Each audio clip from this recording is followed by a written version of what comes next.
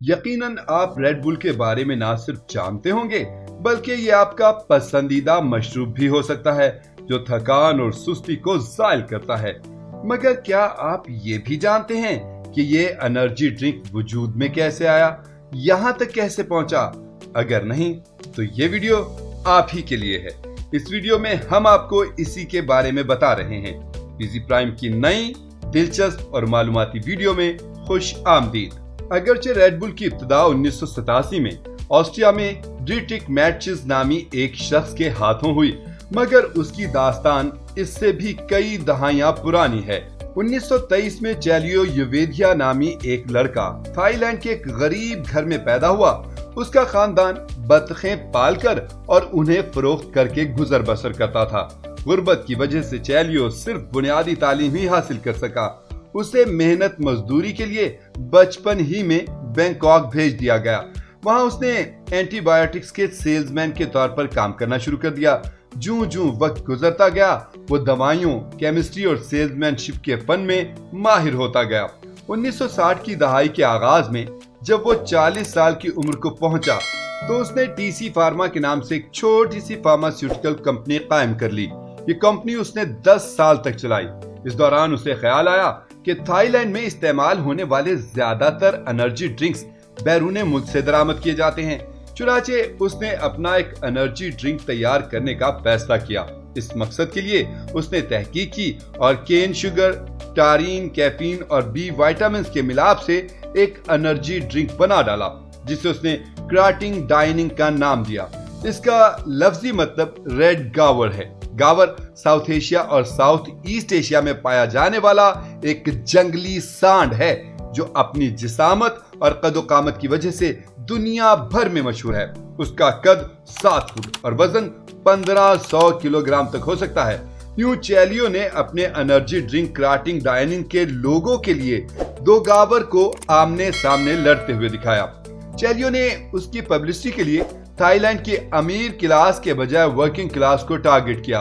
वो चूंकि खुद एक गरीब खानदान से ताल्लुक रखता था इसलिए ये बात बखूबी जानता था कि एनर्जी ड्रिंक की सबसे ज्यादा जरूरत गरीब और मेहनत कश अफराद को होती है ताकि काम के दौरान वो अपनी ताकत को बरकरार रख सके।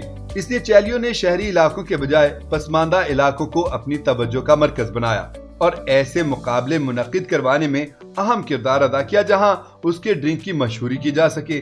चैलियो की पब्लिसिटी की वजह से 2 साल के अंदर अंदर यानी 1978 तक क्राटिंग डाइनिंग ने थाईलैंड में बिकने वाले एनर्जी ड्रिंक्स में पहला मकाम हासिल कर लिया।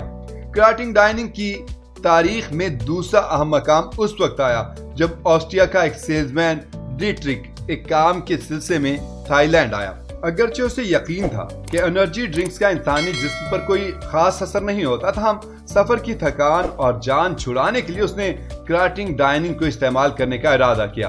उसकी तवक्को के बरक्स चैलियो के ड्रिंक की बदौलत उसे थकन और सुस्ती से आराम मिल गया। डीट्रिक ने इस प्रोडक्ट को अपने मुल्क दरामद करने का फैसला कर लिया। यूं चैलियो के साथ एक मुआहदे के तहत उसने उसके ड्रिंक को अपने मुल्क में मार्केट और फरोख्त करने का फैसला किया। डीट्रिक ने क्राटिंग डाइनिंग को रेड बुल का नाम दिया, उसे जाज़बे नजर पैकिंग में मुतारिफ करवाया और उसके बुनियादी फार्मूले को कार्बोनेटेड करते हुए उससे मुकम्मल तौर पर एक वेस्टर्न शक्ल के ड्रिंक में तब्दील करके 1987 में पहली बार ऑस्ट्रिया में इंट्रोड्यूस करवाया। थाईलैंड में बिकने वाला ये ड्रिंक गरीब तबके को टारगेट कर रहा था और दीगर एनर्जी ड्रिंक्स के मुकाबले में बेहद सस्ता था, मगर ऑस्ट्रिया में इसे एक महंगे तरीन एनर्जी ड्रिंक के तौर पर पेश किया गया। डीट्रिक ने रेड बुल की पब्लिसिटी के लिए यंग जनरेशन का सहारा लिया। उसने तालिब इल्मों को पैसे दिए ताकि वो अपनी गाड़ियों पर रेड बुल को पेंट करवाएं। इसी तरह उसने तलबा को बड़ी बड़ी तकारीब के इनाकात के लिए भी पैसे दिए जहां रेड बुल को मुफ्त पेश किया जाता था। यूं नौजवानों की मदद से ये मशरूब ऑस्ट्रिया में मकबूल होने लगा। ऑस्ट्रिया में उसकी लॉन्चिंग के पहले साल यानी 1987 में उसके 10 लाख कैंस फरोख्त हुए। 1997 तक उसके रोजाना 10 लाख से ज्यादा कैंस बिकने लगे थे।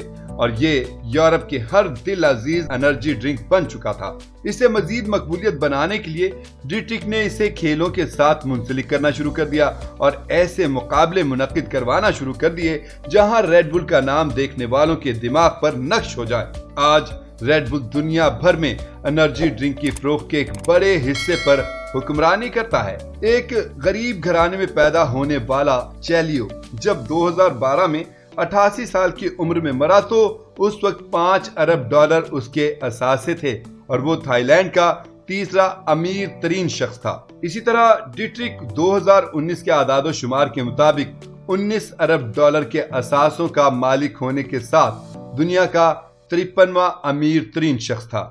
یہ تھی ریڈ بل کی دلچسپ کہانی۔ ویڈیو پسند آئی ہے تو اسے لائک کریں اور شیئر کریں اور مزید ایسی ویڈیوز کے لیے PZ پرائم کو سبسکرائب کر لیں۔